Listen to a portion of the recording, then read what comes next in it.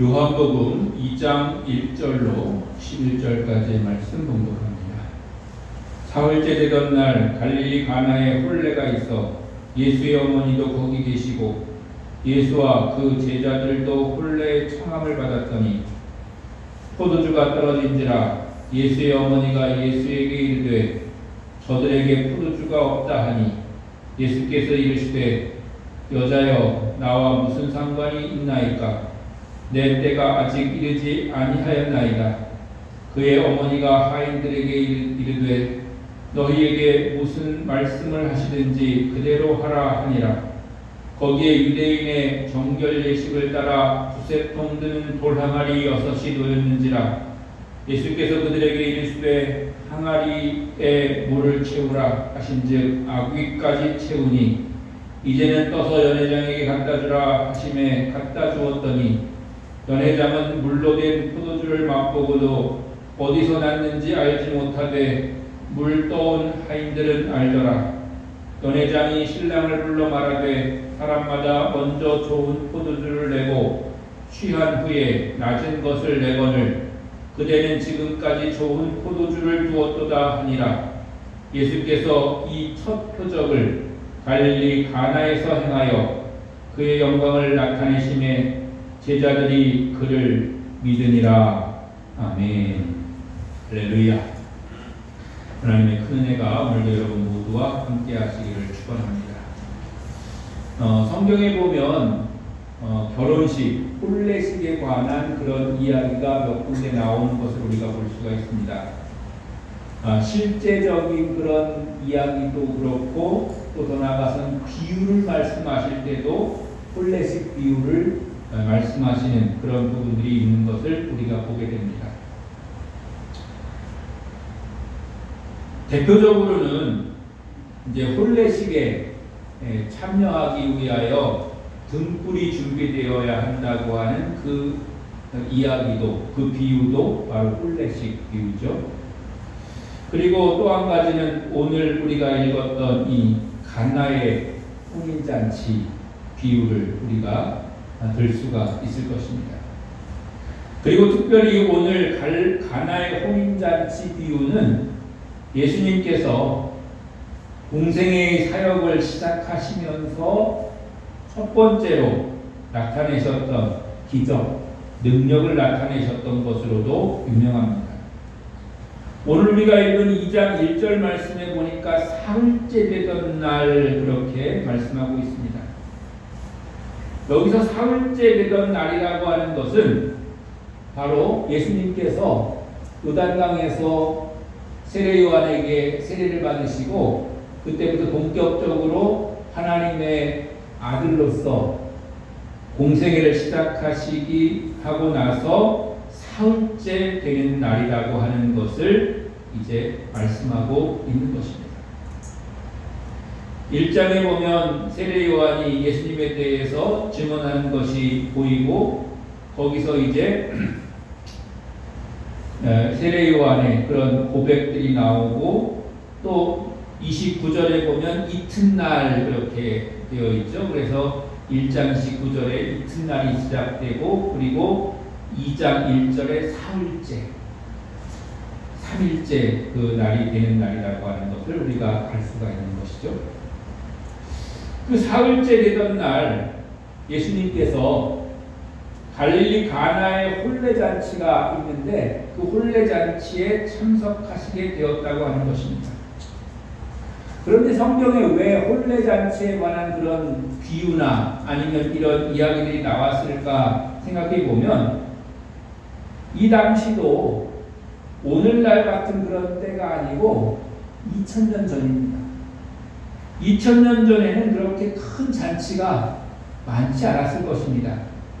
그리고 먹고 마시는 그런 일들이 풍성하거나 흡족하지 않았을 것입니다. 그래서 기껏해야 마을 잔치나 큰 행사라고 하는 것이 혼례식이나 아니면 장례식이나 그런 것들이 중요한 그런 잔치였을 것입니다. 그런데 이스라엘이나 또 유대인들의 특성상 장례식은 오히려 크거나 또 그것이 화려하거나 그렇게 진행되지 않는 것을 볼 수가 있습니다. 유대인의 문화라고 우리가 말한다면 단적으로 말하기는 어려울 수도 있겠지만 생명의 문화입니다. 그래서 죽음은 오히려 크게 생각하지 않고, 왜냐하면 죽는 것은 우리도 지금 그런 믿음을 가지고 있지만 그냥 육신의 죽음이잖아요. 영원히 죽는 게 아니잖아요. 그렇기 때문에 그것을 그리 크게 생각하지 않습니다. 오히려 살리고 또 생명을 주는 그런 것들을 더 중요하게 생각을 하는 것이죠. 그래서 우리나라도 일부 그런 것이 있습니다만은 아주 유명한 사람들은 죽은 날을 기념하기보다 태어난 날을 기념하잖아요. 예를 들자면 뭐 우리나라의 유명한 우인 중에 한 명이 이순신 장군이다 그러면 이순신 장군이 언제 죽었는지는 잘 모르잖아요. 근데 이순신 장군 탄신일 이런 거는 달력에도 나오고 그렇습니다. 그런 거를 더 중요시 여기는 것이죠. 그래서 저도 그렇게 생각을 하고 그런 운동을 사실 하고 싶은 그런 마음이 있습니다. 부모님이 돌아가시거나 그랬을 때 뭐 당분간은 뭐 몇 년 동안은 돌아가신 날을 우리가 기억하고 또 그날 우리가 추도 예배를 드리는 것도 필요하겠지만 좀 시간이 좀 지나고 나면 오히려 돌아가신 장례일을 기념하는 것보다 그 부모님의 탄생일 그날을 좀 기념하면 더 좋겠다 이런 생각도 해보게 되고 그렇습니다. 그러나 그거는 뭐 우리가 억지로나 일부러 할 수 있는 일은 아니고 이제 여러 가지 그런 또 상황들이 맞아야 되겠고 요즘은 그런 걸 한다는 자체가 사실은 어려운 때이기도 합니다. 왜냐하면 옛날 같으면 추모일이나 이런 때는 자녀들이 뭐 꼭 모이고 또 그날 딱 맞춰가지고 모이고 그렇게 열심히 했지만 요즘은 또 그렇게 꼭 모이기도 힘들 뿐만 아니라 꼭 그날 또 모이기도 힘든 그런 상황이 요즘 현대 상황이라서 여러 가지 어려움이 있습니다만 그러나 저의 그런 개인적인 생각은 죽음을 기억하기보다 생명을 기억하고 그런 것이 훨씬 더 의미 있고 좋은 일이겠다 하는 생각을 해보게 됩니다.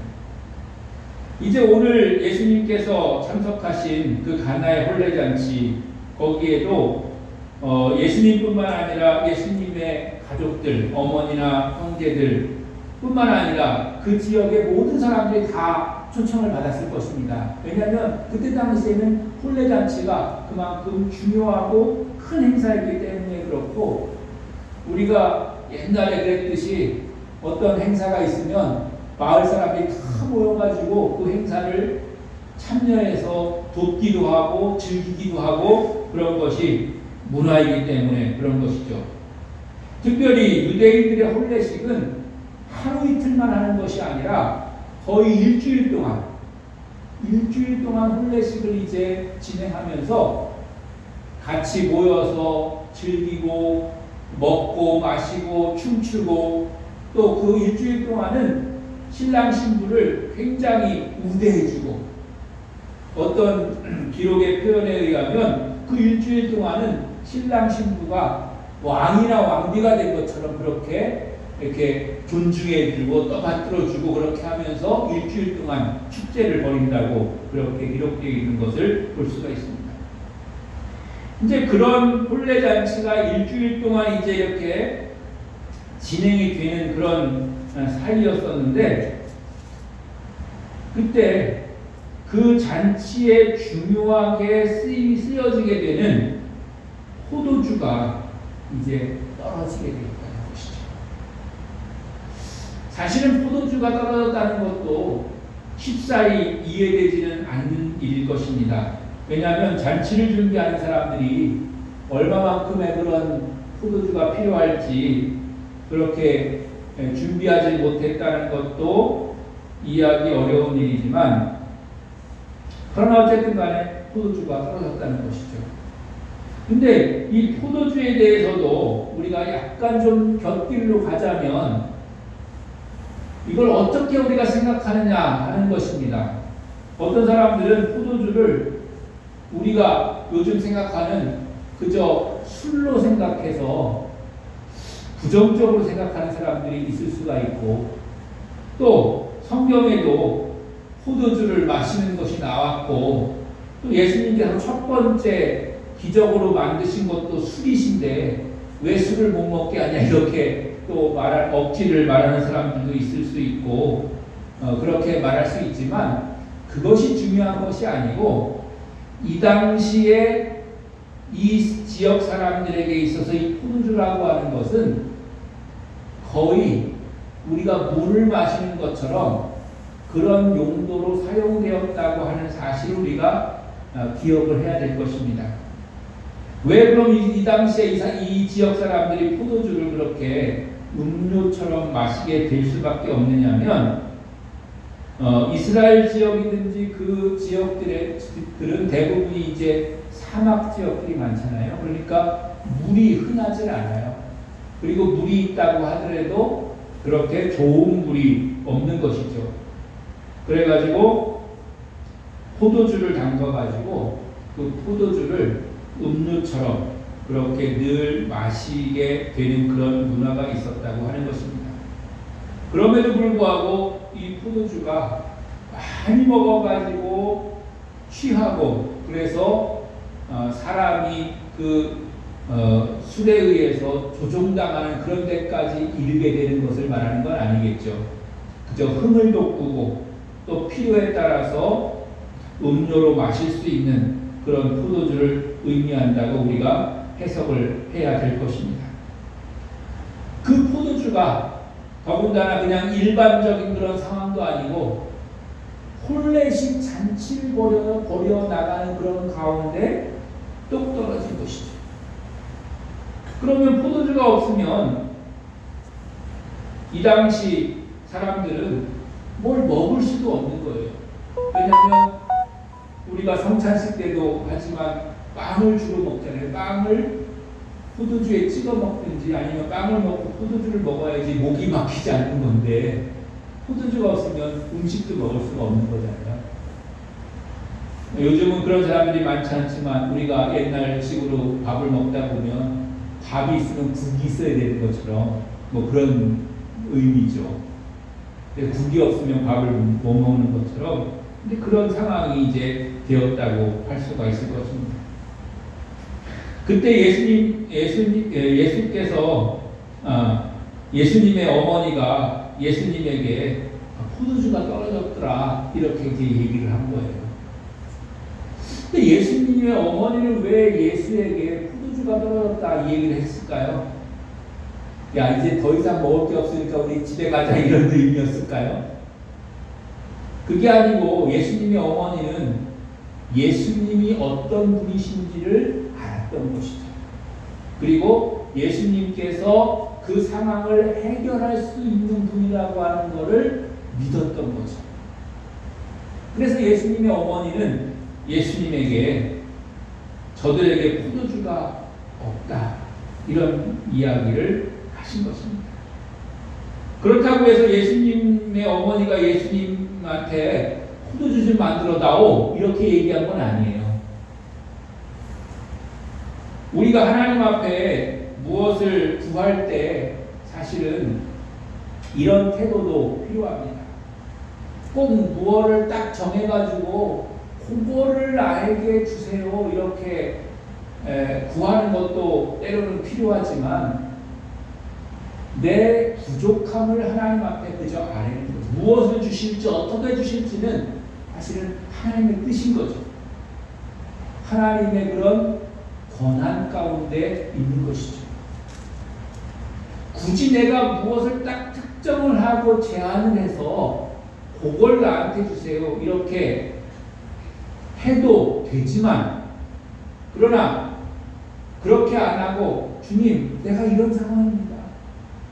내가 이런 형편입니다.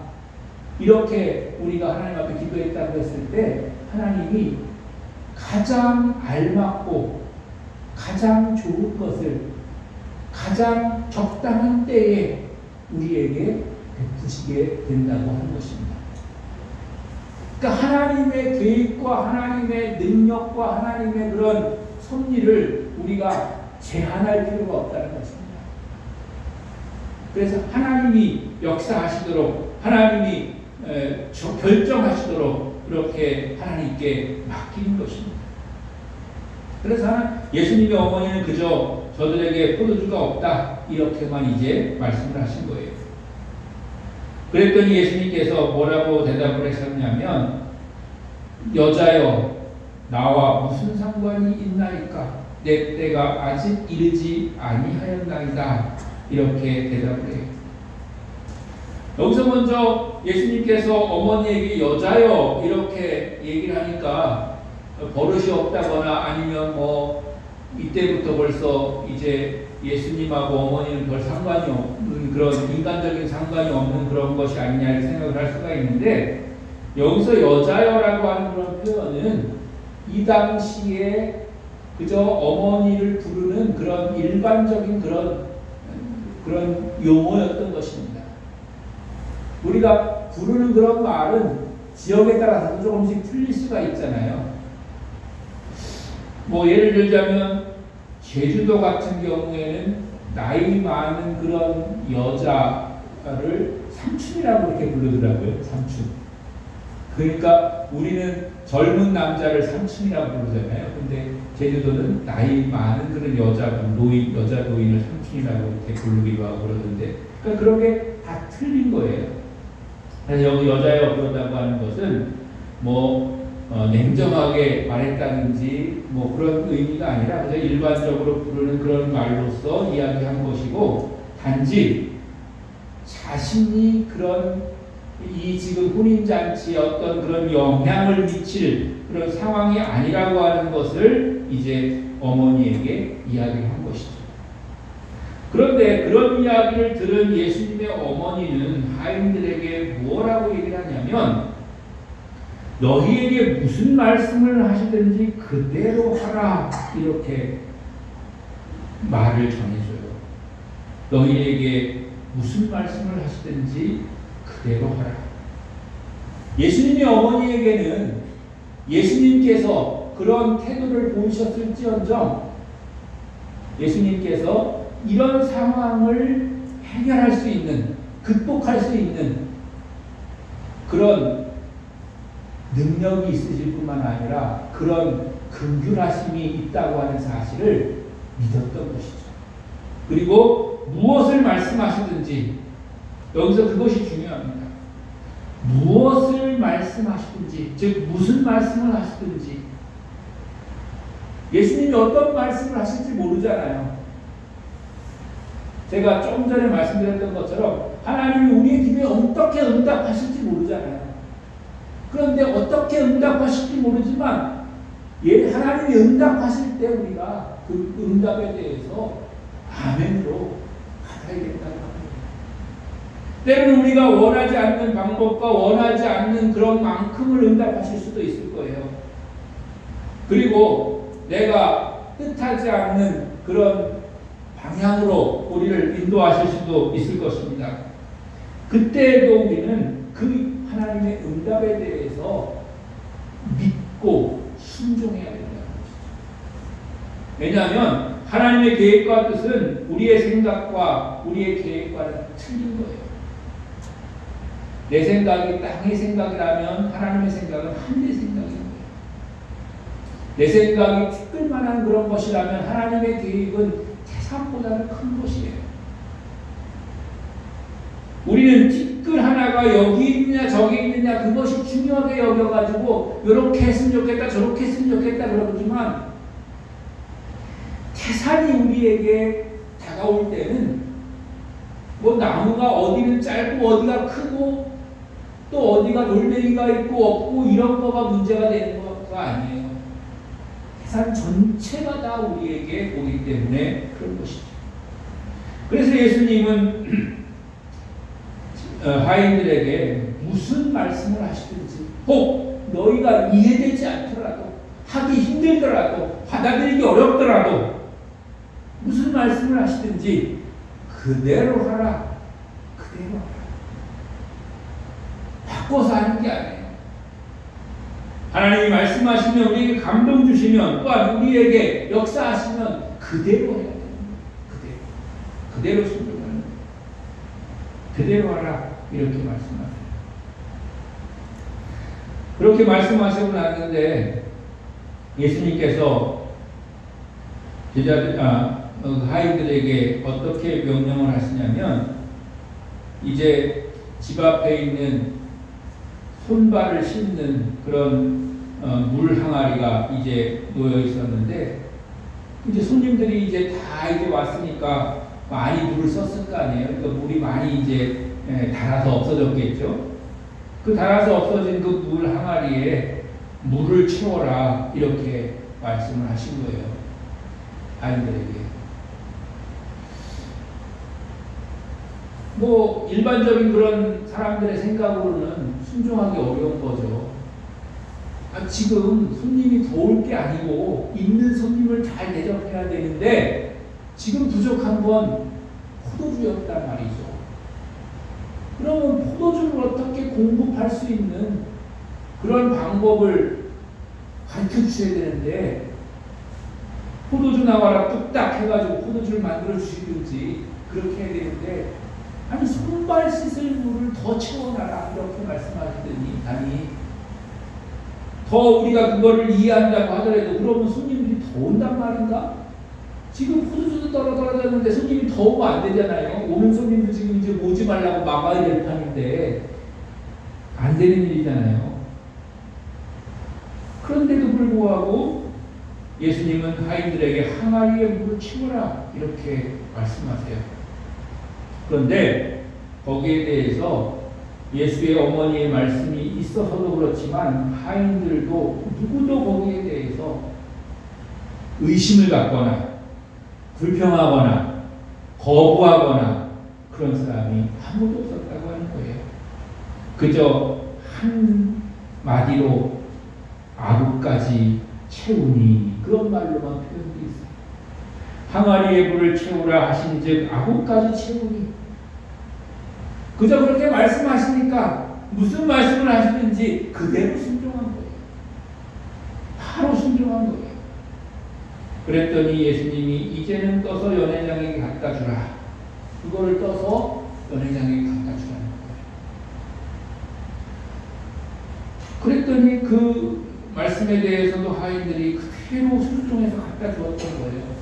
그랬더니 연회장이 그 물을 하다 보니 그 물이 뭐가 된 거예요? 포도주가 된 거예요. 그런데 포도주가 되었는데도 그냥 포도주가 된 것이 아니고 가장 최고급의 극상의 포도주가 된 거예요. 제일 좋은 포도주가 된 거예요. 그러면서 그 연회장이 아니 어떻게 이렇게 좋은 포도주를 6가지 남겨놨느냐고 그렇게 말하면서 사람들은 일반적인 사람들은 처음엔 좋은 걸 이렇게 내놨다가 이제 취해가지고 맛을 잘 모르게 되고 그럴 때 되면 이제 질이 나쁜 그런 포도주를 이렇게 내놓고 그러는데 이렇게 좋은 포도주를 이렇게 놔줬다가 좋은 걸 계속해서 이렇게 주는 것에 대해서 굉장히 큰 칭찬을 했던 것을 볼 수가 있습니다. 우리는 이 성경을 볼 때 예수님이 물로 포도주를 만들었대. 얼마나 기적과 능력을 나타내신 거야. 이렇게 우리가 이야기를 할 때가 많이 있습니다. 그러나 그보다 더 중요한 것은 무엇이냐면 사실은 5절에 있는 말씀처럼 무슨 말씀을 하시든지 그대로 하라는 것입니다. 하나님은 물로 포도주를 만드는 것뿐만 아니라 무엇이든지 하실 수 있는 분이십니다. 그런데 그 무엇이든지 하실 수 있도록 하는 것은 무엇이냐면 무슨 말씀을 하시든지 그대로 하는 그런 순종이 있을 때 그런 것이 있을 때 하나님의 능력이 우리 가운데 나타날 수가 있는 줄로 믿습니다. 무슨 말씀을 하시든지, 무슨 말씀을 하시면 내가 그것을 판단해봐요. 평가해봐요. 그리고 하려고 마음 먹었어도 그대로 하지 않고 그거를 바꿔요. 변경해요. 내가 할 수 있는 만큼만 하지. 그렇게 생각을 할 때가 많이 있는데 그렇게 하라는 것이 아니라 주님은 우리에게 말씀하실 때에 무슨 말씀을 하시든지 그대로 하라고 우리에게 말씀하고 계시는 줄로 믿습니다. 사랑하는 성도 여러분, 오늘도 주님은 우리에게 말씀하시고 계십니다. 오늘도 주님은 우리에게 주의 말씀을 주시고 계십니다. 그 말씀 가운데 여러분 무슨 말씀을 하시든지 그대로 순종함으로 말미암아 하나님이 우리에게 하실 일들을 분명하고 또 변함없이 그대로 이루실 수 있는 그런 삶을 사시는 여러분들 되시기를 주님의 이름으로 간절히 축원합니다.